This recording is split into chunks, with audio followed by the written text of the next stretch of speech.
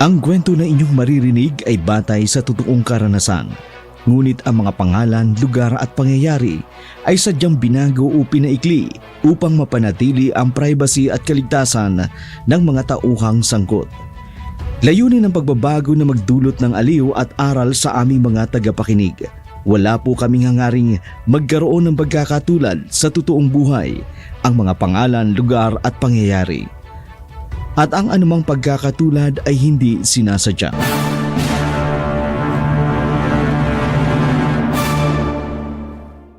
Abner!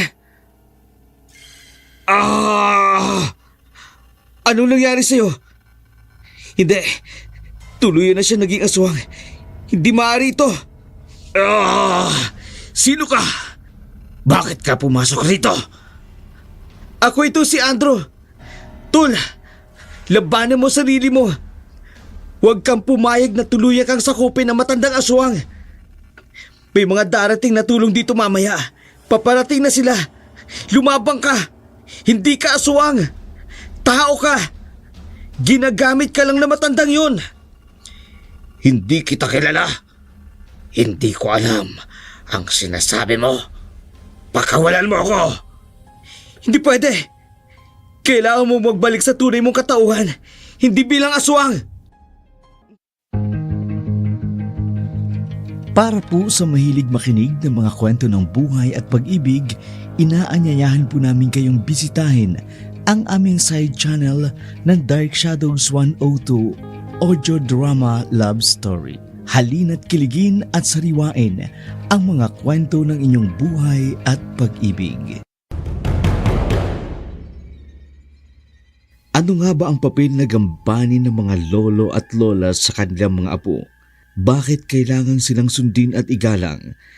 Ang ating mga lolo at lola, mga haligi ng ating pamilya, yaman ng ating kultura, nagbubukas ang pintuan sa paglago at pag-unlad ng ating kamalayan. Sila ang mga haligi ng nakaraan.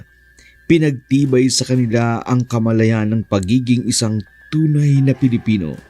Sa bawat kwento at payo ng ating mga lolo at lola, lilitaw ang kanilang malalim na pagkaunawa sa buhay. Ang kanilang mga karanasan ay mga yugto ng kasanayan, naglalahad ng paglalakbay sa gitna ng mga pagsubok at tagumpay. Sa kanilang mga mata, natututunan natin ang tradisyon na nagpapakita ng kahalagahan ng pamilya, respeto sa nakatatanda at pagpapahalaga sa mga simpleng bagay. Ang paggalang at pagsunod ay itinuturo ng ating mga lolo at lola ay hindi lamang nagpapakita ng respeto, kundi isang paraan ng pagpapahalaga sa kanilang naging papel sa ating buhay. Sa kanilang mga palad, natutunan natin ang halaga ng dedikasyon, pagkakaisa at pag-aaruga sa isa't isa.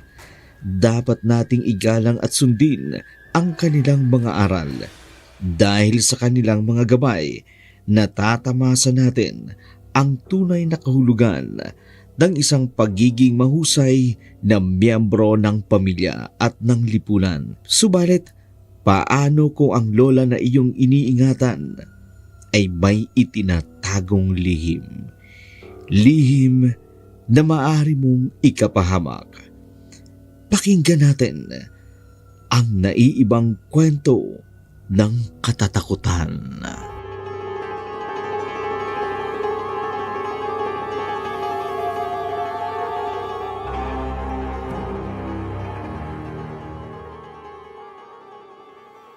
Abner, napansin mo ba yung bagong kaklase natin?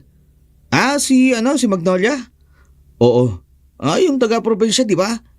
Yung lagi nakasuot ng floral na damit na mukhang mailap na tao na parang may sariling mundo. Oo, siya nga yun. Parang lagi siyang may bitbit na mabigat na parang galing sa probinsya. Pero, bet ko yung aura niya. Iba eh. Naku, tama ka. Parang may sariling mundo. Pero kawawa naman. Parang walang pumapansin sa kanya. Alam ko nang gagawin ko. Anong pinaplano mo? Naisip ko lang. Baka pwedeng maging kaibigan natin siya. Parang may misteryo sa buhay niya eh.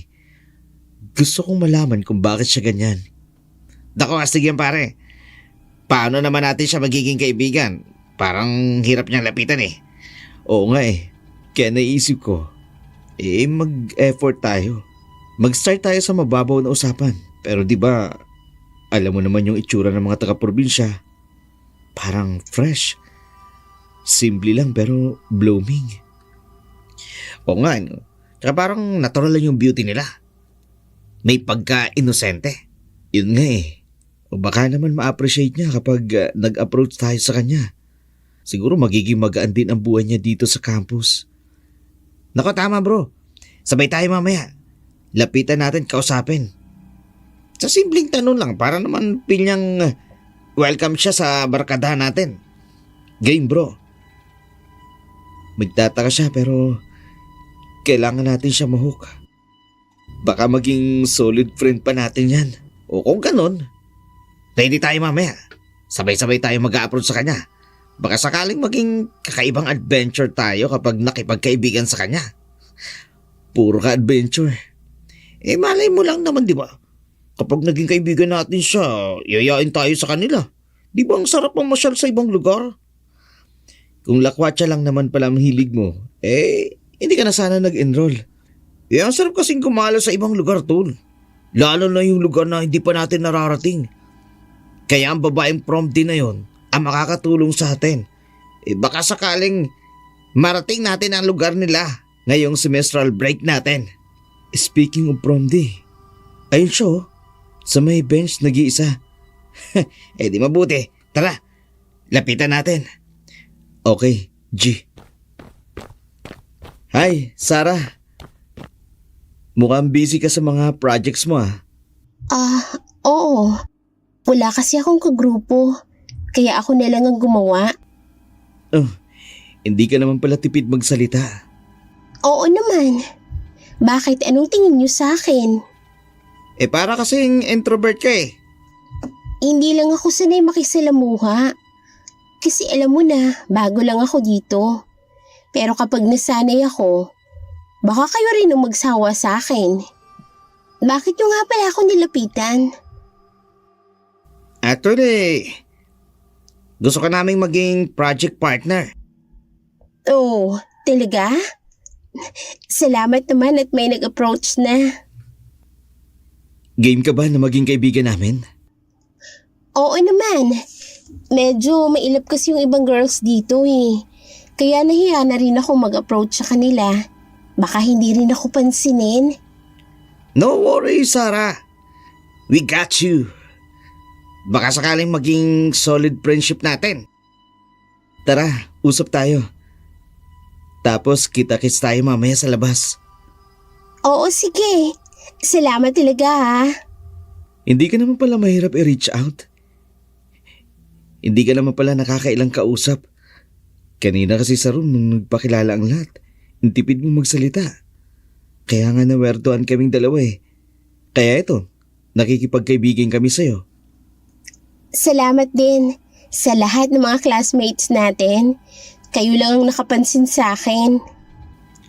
Kapansin-pansin naman talaga kasi maganda ka. Oy, nandito pa ako ha? Teka, makikipagkaibigan lang ba o may iba kayong motibo sa paglapit nyo sa akin?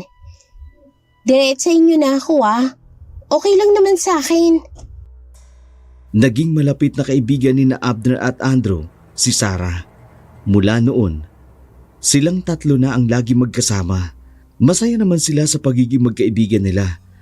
Doon nila nakilala unti-unti ang babae. Ito ay isang simpleng babae lang. Hindi naman mahirap kaibiganin.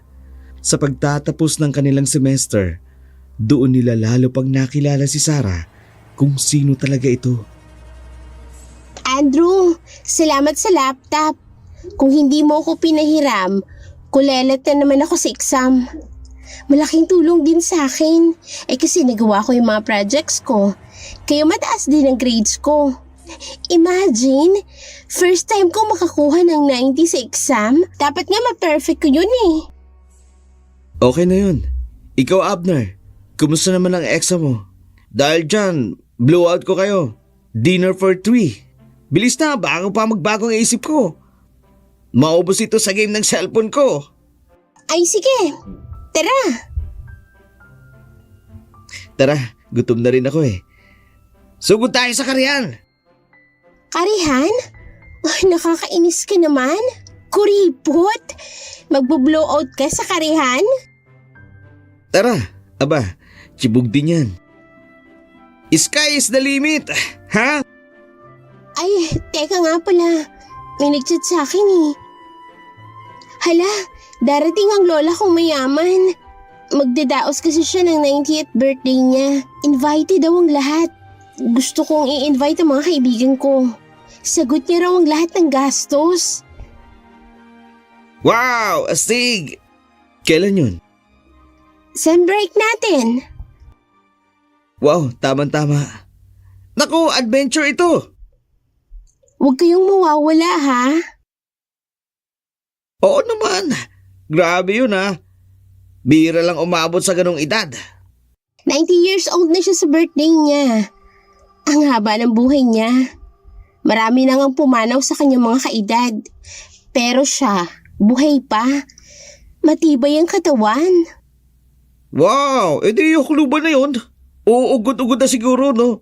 Gumagamit na siguro siya ng tungkod o kaya walker.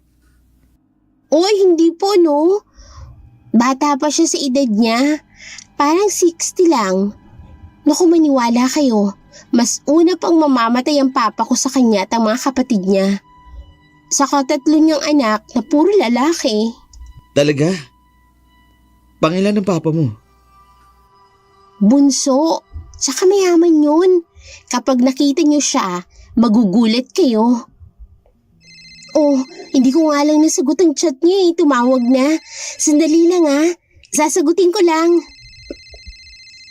Hello? Lola? Tumawag ako kasi hindi ka nagre-reply sa chat. Darating ako mamayang gabi sa airport. Sige po, Lola.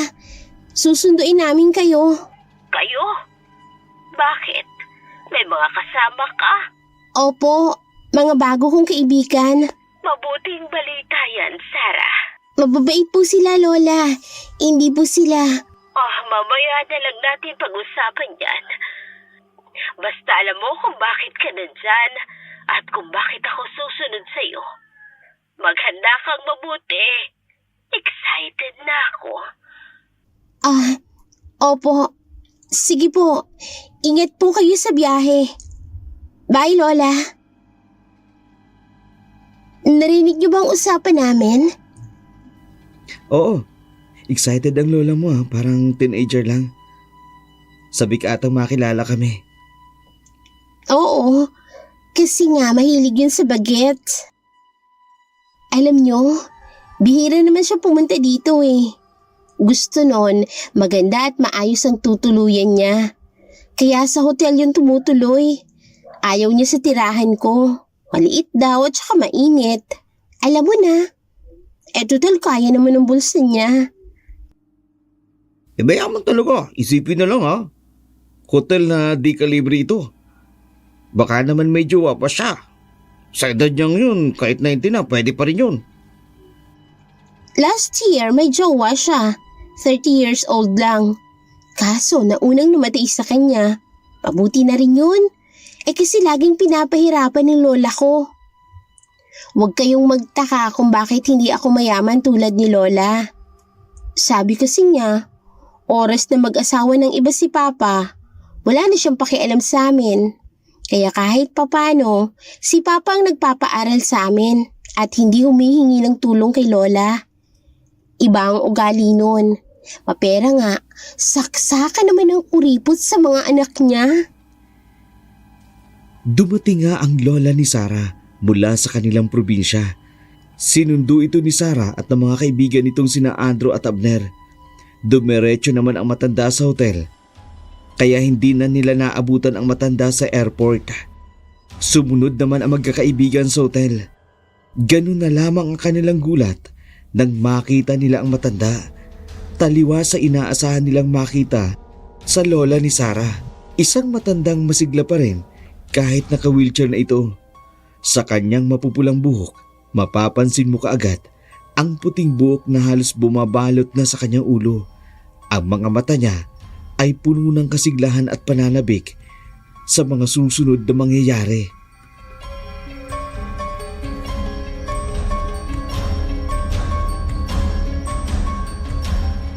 Sarah, nandito na pala kayo. Opo, Lola Epang. Sila po pala yung barkada ko o tropa ko. Bakit lalaki? Dapat girl din ang barkada mo. Pero hindi bali. Andrew, naka-wheelchair na. Akala ko bata pa. Matanda na ako, pero malakas pa ako. Na-aksidente lang kasi ako kaya naka-wheelchair ako. Hindi ko po alam yan, Lola. Kasi hindi ko na ipinaalam sa inyo para hindi ka mag-alala. Kaya nagdesisyon ako na lumuwas para maiba naman ang atmosphere sa lugar ko. Hindi mo ba ako ipapakilala sa mga kaibigan mo? Ang maganda mong Lala Ipang. Ako po si Abner. Siya po si Andrew. Good evening po. Pwede pong magmano? No. Wag na, Sarah. Mag-order kayo ng food para sa inyo. Baka gutom kayo. Kwan kasi, Sarah. Yung masarap at saka mamahalin. Afford naman, di ba? Wag na po. Busog na po kami. Abdon nakakaya.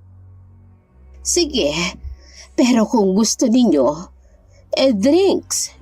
Pero may invite ko kayo sa birthday ko. Gaganapin sa probinsya namin. Tamang-tama. Sabi nga ng apo ko, semestral break ninyo.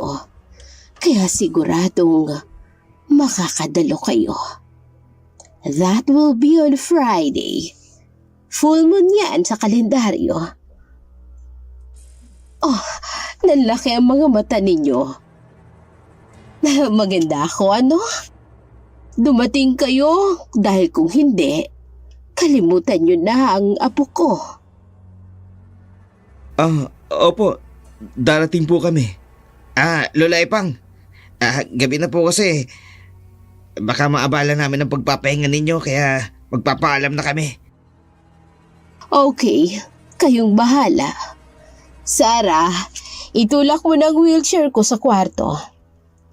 By the way, Sarah, mag-imbita ka pa ng mga kaklase mo sa napakagandang gabi ng birthday ko. It will be a happy occasion, Sarah. Naiiba ko dahil iba ko. Ano, Sarah? Opo, Lola. Mamimigay ako ng invitation mo. Aalis na po kami. Bye po.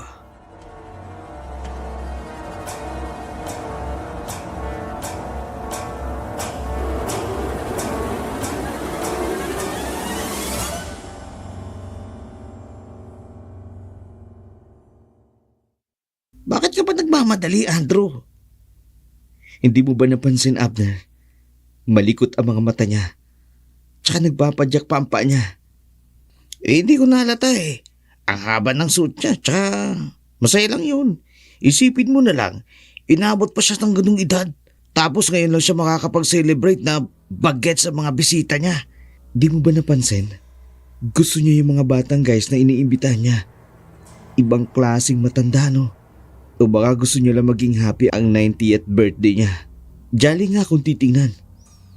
Di bali nang kumusta ng malaki, basta maging happy naman siya. Hindi tol, parang may kakaiba sa lolang yun. May something na hindi ko maipaliwanag. Takot, tara na nga. Nagutom na ako sa'yo. Nag-aalok na kasi ng pagkain, tumanggi ka pa eh. Ayan tuloy. Sa fast food tayo. Dali na, kakain na tayo.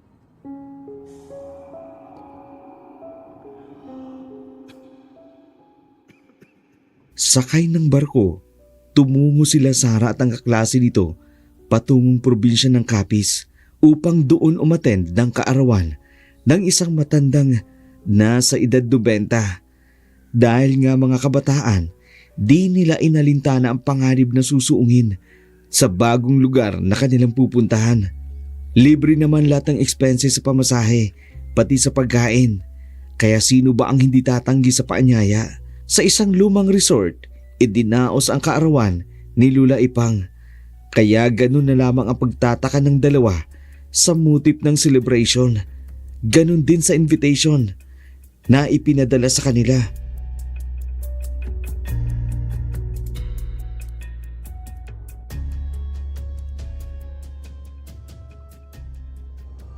Abner, ano bang klaseng lugar ito? Parang napag-iwanan na yata ng panahon. Oo nga to, Andrew. Medyo nakakapinabago itong lugar na to. Parang pinaglumaan ng resort na to. Parang madalang pupunta mga tao rito. Pero tingnan mo naman, malinis naman ang dagat. Malinis din ang paligid.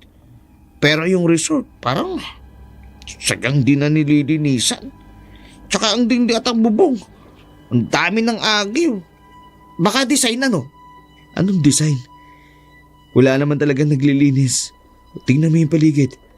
Parang wala masyadong tao. Halos liblib na yata ang lugar na to. Oo, at napansin mo ba yung malalaking bato sa palibot? Parang may historical feel. Oo. Parang may kasaysayan ang lugar na to. At yung resort tila hindi na gaano maayos. Mukhang matagal lang hindi nabibisita. Tsaka napansin mo rin ba? Parang kailangan natin ng bangka para makalis dito. Mukhang nakatago sa likod ng mga bato ang lugar na ito.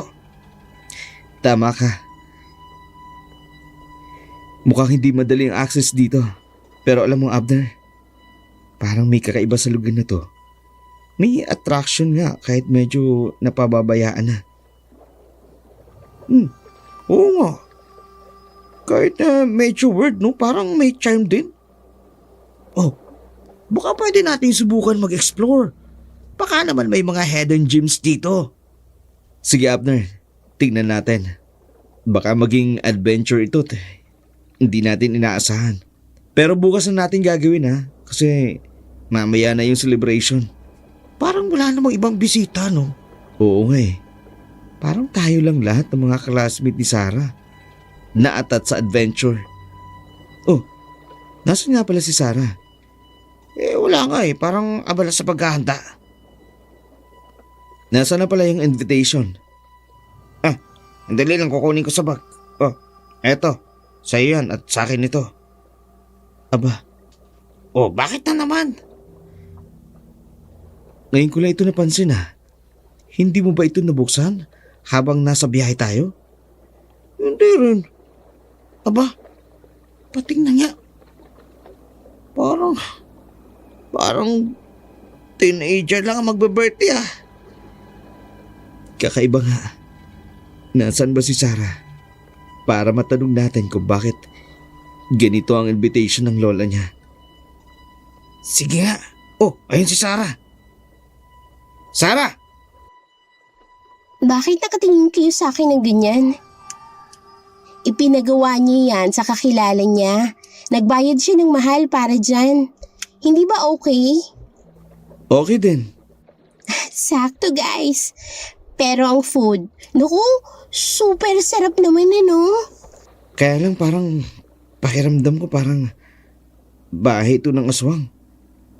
Tsaka bakit ganito ang dekorasyon ng birthday niya?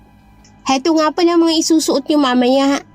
Tsaka konting oras na lang magsisimula na. Tsaka halina kayo, pasok na tayo sa venue. Okay, hindi pa man exciting na. Imagine mo, Abner, matanda na yung magbe-birthday pero ang epekto ng lugar. Well, let's see kung anong mangyayari sa gabi ng birthday ni Lola Epang.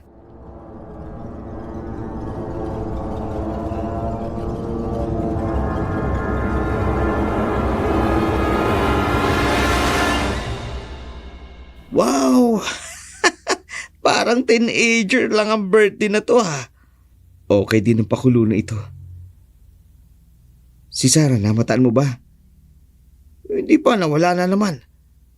Papasok na ba tayo? Madilim na eh. Hindi ba kasi nagsisimula? Okay din naman ang utak ng matandang lola ni Sarah, no? Oh, nagbukas ng ilaw. Magandang gabi sa lahat. Natutuwa ako dahil kahit old na ako ay madami ding dumalong guest. At hindi kayo magsisisi. Dahil walang magugutom dito. Hayaan, nakikita niyo ang food. Sa inyo lahat yan, pati ang drinks. Kaya magsaya kayong lahat. Magsayawan. Abner, ano yun? Parang umulang aswang. Naku, sound effects lang yun. Ngayong gabi ang 90th birthday ko. Matanda na, pero still alive and kicking pa. Dahil sa inyo. Sige, magsaya kayo. Kumain at mag-enjoy. Sarah, halika apo. Lola, anong gagawin niyo? Pakiusap po. Relaxed ka lang. Basta sundin mo ang ipinag-uutos ko. Diyan ka lang muna. At tumahimik ka. Kailangan balaan ko si Abner at si Andrew. Hindi sila. Sarah apo, halika na muna dito. Bakit po Lola Ipang? May kailangan kayo? Matulog ka. Nagtanong pa. Puiset. Matulog ka para walang sagabal sa gagawin ko. Pagkatapos ng gabing ito, marami na akong mga kampon. Lahat sila magiging aswang. Dahil nalagyan ko na ng laway ang kinain nila. At ikaw, Sarah, pagkatapos nito, makakapag-focus ka sa ginagawa mo. Hindi na kita aabalahin pa dahil marami na akong magiging kampon. Mananatili ka sa syudad nang sa ganon, ikaw ang maging paraan para makapambiktima ko katulad nito.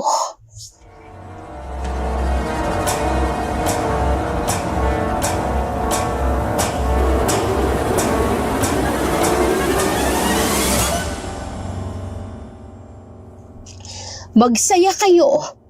Kumain. Oh, ikaw, ipamigay mo ang mga burger na ito sa lahat. Bigyan mo. Bigyan mo ang lahat. Tuwang-tuwa ako. Thank you po, Andrew. Oh, pagkain mo. Ayos ito yun.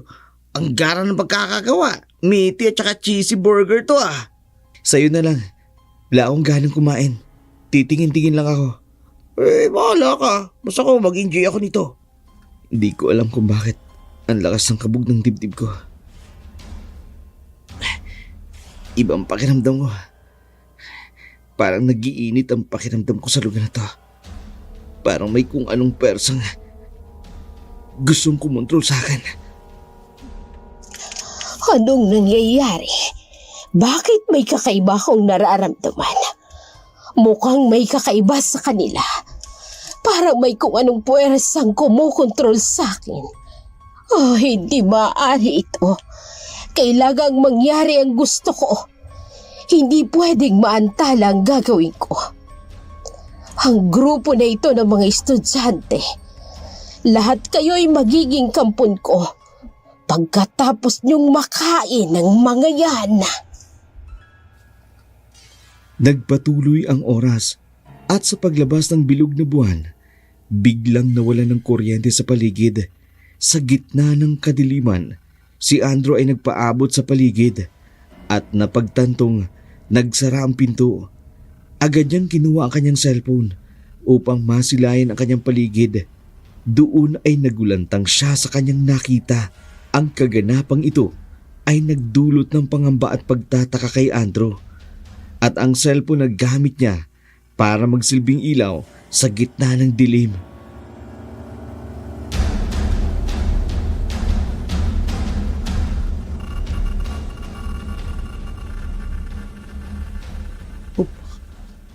Bakit? Biglang nagbagsak silang lahat. Abner! Abner, gising! Ano ka ba?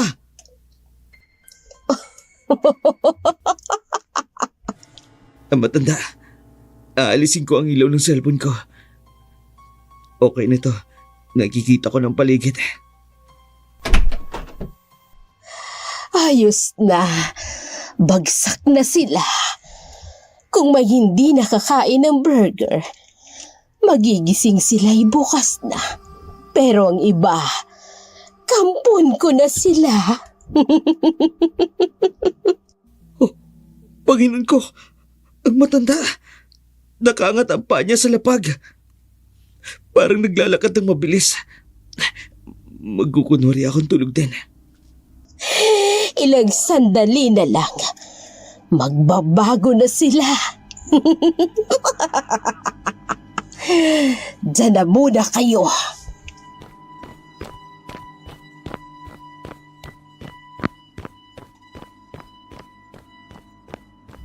Abner! Abner! Hindi! Tinubuan siya ng matalim na balahibo. Hindi lang isa. Panginoon ko! Paano nangyari ito? Bakit nagpalit siya ng anyo bilang isang aswang? Panginoon ko! Anong gagawin ko? Sarah, gumising ka. Magtrabaho ka. Ikaw lang ang mapagkakatiwalaan ko. Sarah, kilos na! Lola, anong gagawin natin sa kanila? Kahit si Sarah, naging aswang. May matutulis na kuko at pangil. Ang pangit niya. Huwag sana ako malata. Dalhin mo sila sa isang kwarto. Lahat ng naiibang anyo. Bukas, magiging kauri ko na sila. Oo, Lola. Tatakpan ko ng tablecloth si Abner. Hindi siya dapat madala ni Sarah. Ano itong nangyayari? Isang aswang si Lola Epang. May kapangyarihan siyang gawing aswang ang isang tao. Ilalabas ko siya kahit anong mangyari. Hindi ko pwedeng pabayaan ang kaibigan ko.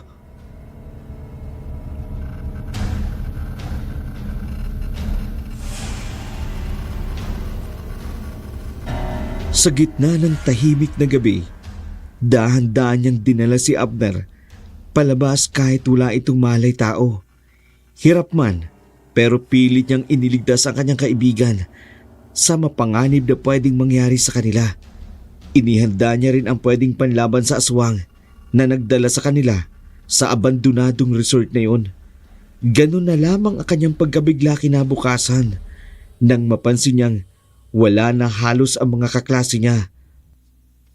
Maya-maya, napansin niya sa di kalayuan si Sarah na tila wala sa kanyang sarili.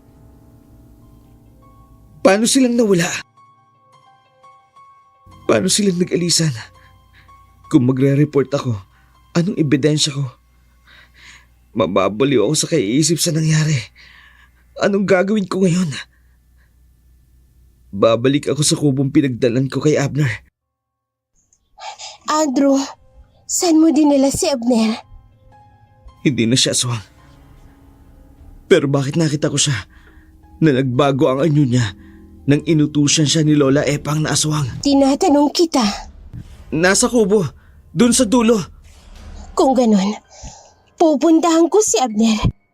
Gusto siyang makausap ni Lola Ipang. Saan ka pupunta? Sarah! Tinatanong kita, saan ang punta mo? May utos si Lola Ipang. Kailangan sundin ko yun. Bakit? Iba ang kilo si Sarah. Parang wala sa sarili. Kampo na rin siya ng Lola Epang niya. Sandali, natutulog yun. Sarah, ikaw bakit hindi ka pa natutulog? Sige, sasamahan kita. Tena. Sige, dalian mo. Ang bilis mo naman. Parang may pakpak ang paa mo. Tara na, mag-uumaga na. Magagalit si Lola Ipang. Bakit ganyan ang boses mo, Sarah? Uminom kasi ako ng malamig kanina. Mauna na ako sa'yo. Ganun ba? Sige, tara.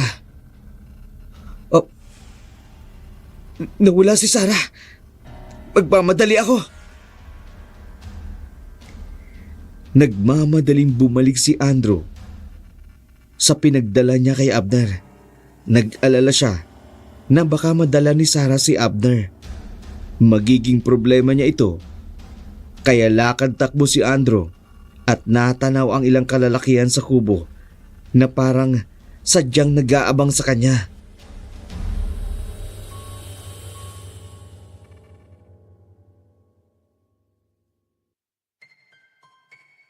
Anong ginagawa niyo rito? Sino kayo? Oh! Anak ng aswang! Mga aswang pala ito! Pwes, tingnan ko lang kung makapanglalaban kayo sa akin sa dala ko. Eto! Ang buntot pagi na ito! Mamilipit kayo ngayon sa sakit kapag tinamaan kayo nito. Sige! Subukan niyong lumapit kundi masasaktan kayo sa akin. Ah! Hup! Ah! Eto pa! Sige, sugod kayo. Kung ayaw niyong mapahamak, sugod!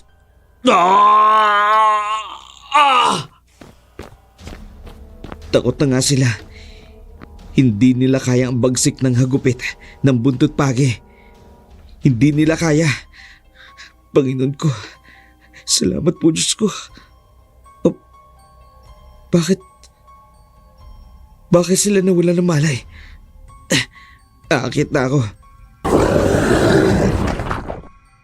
Huwag mo kong dadaanin sa ungol mo, Sarah.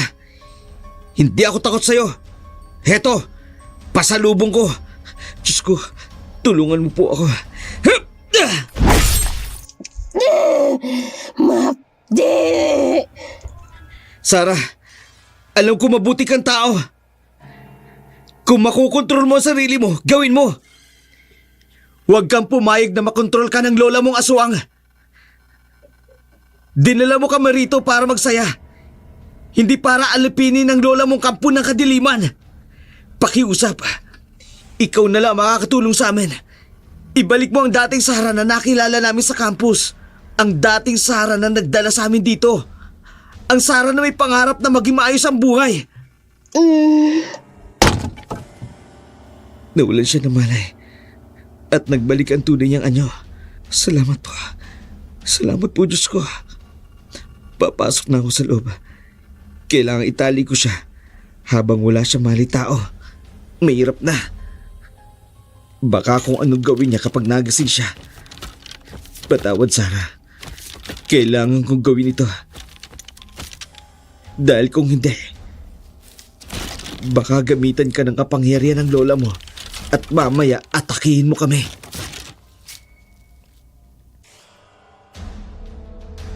Itinali nga ni Andrew si Sarah sa mga kamay at paa habang wala itong mali tao. Sinigurado nitong hindi makakatakas ang babae habang naghihintay ng saklolo mula sa mga tao sa liblib na isla na yun. Sinigurado nitong magiging maayos ang lagay ng kanyang kaibigan at hindi ito makukuha ng matandang aswang at maging kampo nito.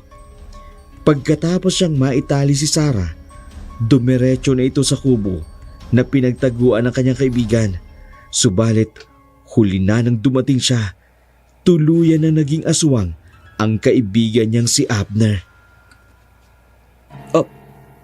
Abner! Anong nangyari sa'yo? Hindi. Tuluyan na siya naging aswang. Hindi maaari ito. Sino ka? Bakit ka pumasok rito? Ako ito si Andrew. Tul, labanan mo sarili mo. Huwag kang pumayag na tuluyan kang sakupin ng matandang aswang. May mga darating na tulong dito mamaya. Paparating na sila. Lumabang ka. Hindi ka aswang. Tao ka. Ginagamit ka lang na matandang yun. Hindi kita kilala. Hindi ko alam ang sinasabi mo. Pakawalan mo ako. Hindi pwede. Kailangan mo magbalik sa tunay mong katauhan. Hindi bilang aswang. Sabi ko na nga ba, ikaw ang nag-iisang hindi tinalaban ng aking ginawa. Pwes, hindi ko na rin mababawi ang kaibigan mo. Dahil akin na siya. Kampun ko na siya. Tao sila! Hindi sila aswang, Lola Epang! Magiging aswang sila mamayang gabi. Dahil yun ang gusto ko. At huwag mo kong tawaging Lola. Dahil bata pa ako. Look at my face. Young looking. Oo nga, mukha kang bata. Pero ang loob mo nabubulok na. Nangangamoy bangkay ka na. Hukluban! Aswang! Masyadong matalas ang dila mo, lalaki. Alam ko, Lola Epang, at hindi ako papayag na maging aswang ang best friend ko. Pati apo mo, gusto mong biktimahin?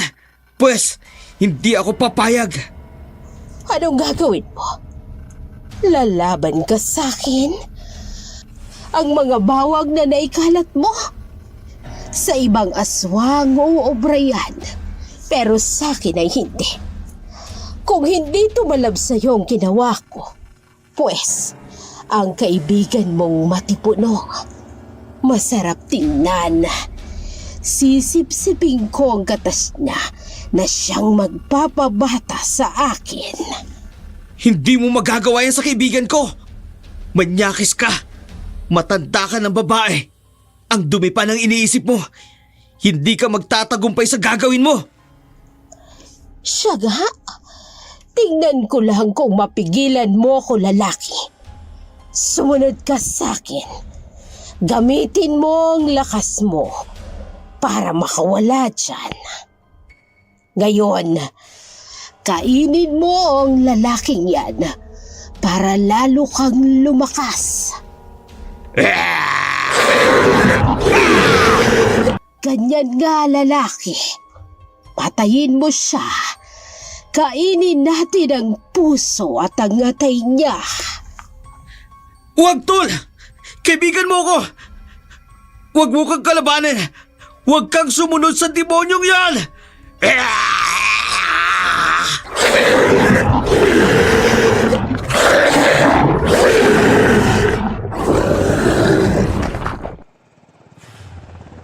Oh, narito na mga saklolo. Hindi maaari ito. Sumama ka sa akin, lalaki. Aalis tayo ng lugar na ito. Hindi nila tayo maaabutan. Bilisan mo! Bilisan mo! Abner! Huwag kang sasama sa kanya! Huwag kang sasama! Pakiusap! Mabilis na nakaalis ang matandang aswang. Tangay nito ang ilang estudyanteng kasama nila. Kasama na rin si Abner. Hindi na sila naabutan ng mga magre-rescue sa kanila. Matagumpay na naisama nito si Abner at ilang mga kaklase nito. Hindi rin alam ni Andrew ang kanyang gagawin ng mga oras na yun.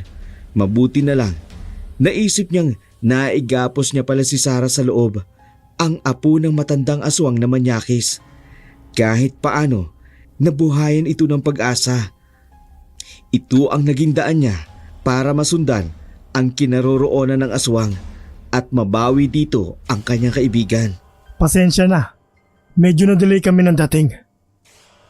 Nasaan ang mga kaibigan mo? Ang mga klase mo? Tinangay na po siya ng matandang aswang. Nakontrol siya nito. Pati ang mga kaklase ko. Nakakain po kasi sila ng pagkaing may laway ng aswang. Mabuti at hindi ka nakakain. Nakaramdam po kasi ako ng masamang balak ng aswang na yun. Kaya hindi ako kumain. Hindi pa rin nagbabago ang aswang na yon. Kilala niyo po siya? Sasamahan ka namin ng mga kagawad ko. Kaya lang ang problema, hindi natin alam kung saan natin siya susundan. Paano kung patayin na siya ng aswang na yun? Mananagot ako sa mga magulang ni Abner. Nangako pa naman ako na poprotektahan ko ang anak nila. Hindi ko nang po kasi akalain na ganito ang mangyayari. Wala sa'y nahagap namin na aswang pala ang sinamahan namin. Kampo ng kadiliman ang matandang yun. Medyo Nakakapanghinayang lang na hindi namin naabutan si Epang, ang aswang. Alam mo, nangako ako na hahanapin natin siya at ititigil natin ang kanyang kasamaan. Bakit kasi napunta kayo sa lugar na to? Matagal na itong pinangingilagan ng mga taga-baryo. Kaya na makakuha ako ng impormasyon na may grupo ng mga kabataang pumunta rito, agad kong niyaya ang mga tanod ko para saklolohan kayo rito. May kasama ka pa dito? Si Sarah. Dalawa kayong hindi nagalaw ng aswang.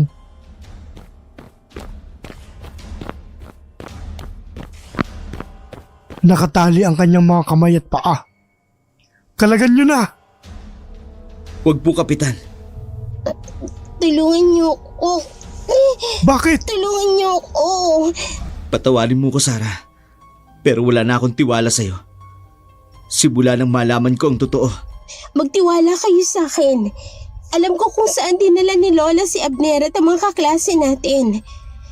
Pero mapanganib na sila ngayon. Sigurado akong maghahanap sila ng biktima. Patawad, Andrew. Hindi ko rin kasi matanggihan si Lola. Apo ka ng aswang na yon? Opo. Pero hindi ako aswang. Siya lang ang aswang.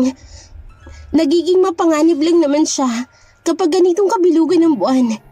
Pero pagkatapos nito, magiging normal na lang siya. Sabihin ko saan naglalagay ang lola mo. Saan niya dinala ang mga kaklase natin? Huwag na huwag niyang tatangkaing patayin sila. Hindi ako sigurado. Kapag wala siyang makain, posibleng silang magsilbing pagkain nila. Hindi ka tunay na kaibigan. Patawad, Andrew. Itinuring ka naming tunay na kaibigan. Akala ko totoo ka. Yung pala, ikaw ang magpapahamak sa amin. Talagang tinulungan mo pa ang lola mo para makarating kami dito. Para gawin niyang kalahi niya. Kontrolado ako ng lola ko. Pero bukas, kailangang mabawi sila. Walang lakas ang itim na kapangyarihan ni Lola sa umaga. Hindi rin siya makakapanlaban. Ituro mo kung saan siya naroroon. Babawiin ko ang kaklase natin. Kailangan makabalik kami ng Maynila ng buhay. Kailagan mo ko. Sasamahan kita sa kanya kung saan niya dinala ang mga kaklase natin. Maniniwala ako sa iyo ngayon. Pero kapag gumawa ka ng hindi ko magugustuhan, gugulpihin kita ng buntot pagi.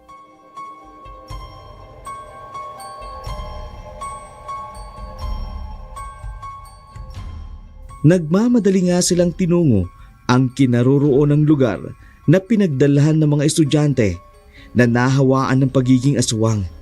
Kasama na si Abner. Sa isang liblib na kagubatan, dinala ang mga ito. Kasama sina Kapitan at ang mga tanod dito, tinungo nila ang mapanganib na lugar na lungga ng mga aswang. Dahil umaga ng mga araw na yon, wala na ring lakas at kapangyarihan ang matandang hukluban. Naririto nga sila. Bakit isinama mo sila rito? Lola, patawarin mo na ako. Naawa ako sa mga kaklase ko. Huwag niyo silang biktimahin. Lalo na si Abner. Kaibigan ko siya. Itinuro ni Sarah ang kinaroroonan nyo. Kaya nakasunod kami. Kunin niyo rin ang matanda para mabantayan siya at hindi na makapaminsala. Huwag niyo silang kukunin sa akin. Akin sila. Huwag niyong gagawin sa akin ito. Matanda na ako. Tapos haharasin niyo pa ako. Hindi ka namin hinaharas. Habang mahina ka pa, kailangan mahuli ka na namin bago ka pa maging aswang uli. Habang mahina ka pa, kailangan mahuli ka na namin bago ka pa maging aswang uli. Kap, salamat po sa pagsama sa amin dito. Wala yon. Lingkod barangay kami. Sa barangay namin nangyari ang kalagim-lagim na to. Pananagutan namin kung may mangyaring masama sa inyo.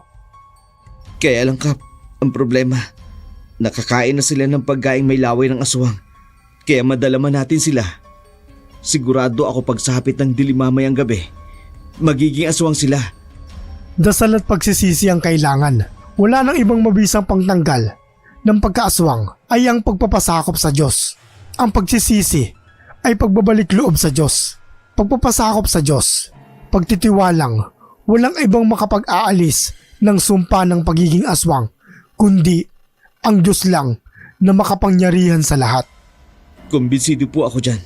Makawawala sa pagiging aswang ang mga kasamahan mo. Makakaalis kayo ng ligtas sa islang to. Ihahatid namin kayo sa bayan ng Pantalan para makauwi kayo ng ligtas sa Maynila. At kami naman ang bahala sa aswang na si Epang. Gagawin namin ang lahat para hindi siya makapambiktima ng ibang tao. Salamat po, Kap. Maraming salamat po. Sa tulong ng mga barangay opisyal, nailigtas ang mga estudyante sa pagkakabihag ng matandang manyakis na aswang na babae. Sa awa ng Diyos, tuluyan na nga silang nakawala sa pagiging aswang at hindi na ito nasakop pa ng matandang si Epang. Dahil na din sa dedikasyon ni Andrew na mailigtas ang kanyang kaibigan, ganun din ang kanyang mga kaklase. Matagumpay nilang nabawi sa kamay ng aswang ang kaibigan nitong si Abner. Ganun din ang mga kaklase nito. At mapayapa silang nakabalik sa Maynila. Shout out time. Shout out po kay Rialyn Guntan, Tess Atienza, Rosana Marilles, Chichi Gentiles, Rose Taktakon, Yolanda Pabregas, Mary Ann Ramos, Laika Lee, Lina Lynn Banicio, Tita Serrano, Giselle Wagenblog, Maria Belen Malbas, Aida Odebellas, Elma Midjo, Malayang Amihan, Christina Bage, Ang Pahina, Anika Vlogs, Risa Idoria, Teresa Aliminos, Charlene Gumansing, Venice Vicente, Riyama Shunage, Denya Ismael, Shin Akiro, Janice Tabladillo, Albert Kayap, Shiani Bual, Tamol Tamsupobia, Charlene Gumansing, Iji Sacro, Christina Bage, Icon Vlogs, Ayuri V, Teresa Aliminos, Imelda Pascua, Vilma Fernandez, Baby Sheep, Cherry Di Guzman, Kagura Natsumi, Gina Aguinaldo, Chin Chin, Liana Pungyan, Erna Larbesa, Ate Jonah Vlogs, Ja Barakel, Monster ng Buhay, Maripi Raimundo, Bing Vlogs, Esmeralda, Araceli Lorna Liban, Rina Soriano, Rodessa Bajo, Mary Ann Ramos, Chona Sultis, RG Domingo, Dina Makarandan, Merlin Ustan, Chin Esteba, Melissa Alucia, Aurora Benavista, Christy Chona Caragay, Jean Mercado, Marbella Sapalon, Glenda Garcia, Roxe Herbacio, Jory Borromeo, Beljani Biasong, John Kevin Soriano. Binabati din po namin ang mga mananahi dyan sa Salpakan na nakikinig ng aming mga video kay Rita, James, Mark, Connie, Joanna, Alaysa, Ate Karen, Tatay Ernie, Tenten at Ate Banji. Ganon din po sina Ambit at Lynn. Gayon din po kay Salvi Marco. Nais din po naming pasalamatan ang aming mga channel members na sina Almira Aloto, Balayang Amihan, Edong Bulalo, Tony Boy, Laika Lee, Ate Jonah Vlog, Jenny Villanueva, and of course kay Ma'am Baikong Tausi. Hanggang sa muli po, sa mga hindi po inabot ng aming shoutout, abangan niyo po ang susunod naming shoutout.